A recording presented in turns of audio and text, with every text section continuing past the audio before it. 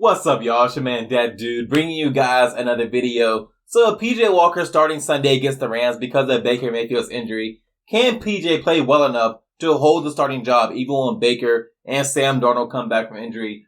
I think the answer to that question is yes, because he won't have to play all that well to play better than what we've seen from either Baker or Sam Darnold. If PJ just goes out there and it has a pedestrian day, just an average day for a quarterback goes out there, throws for 200 plus yards, maybe he completes 60% of his passes, has one touchdown, not even two or three, just one touchdown, no interceptions.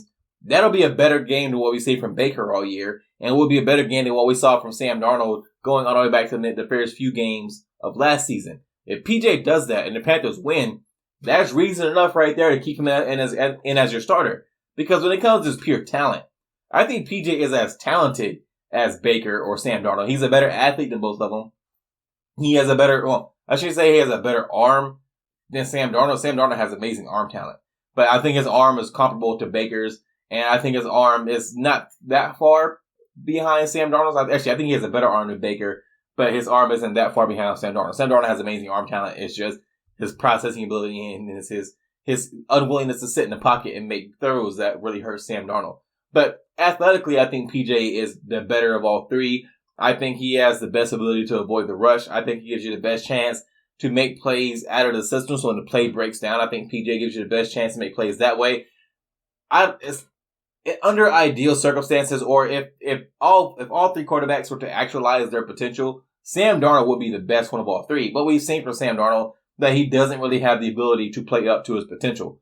PJ, while what his potential is way lower than Sam Darnold's, I think he has more potential or has a better chance to play up to that potential. And I think he has a better chance, again, to make plays out of the system. And when the play breaks down, he can scramble a little better. I think he's better at making off-angle throws. And when you have a team or offense that's struggling and an offensive line, while has blocked decently well, isn't great. I think you need a quarterback who can do all those things, who can scramble, who can avoid the rush, who can make off-angle throws. PJ can do those things. He's not great at any of those things, but he can do those things. That's why I believe he is a good backup. I think he's the kind of backup who can come in and win you a few games here or there, but that's it. But when your competition is Baker Mayfield and Sam Darnold, a backup who can just come in and win a few games here or there is as good as those guys right now, especially what we see from Baker so far this year. So I do think PJ has a very good chance of coming in, playing just well enough to keep his starting job. Maybe until Sam Darnold comes back healthy, then we'll see what the coaches want to do with Sam Darnold. We don't know how Ben McAdoo feels about Sam Darnold. We don't know how Steve Wilks feels about Sam Darnold.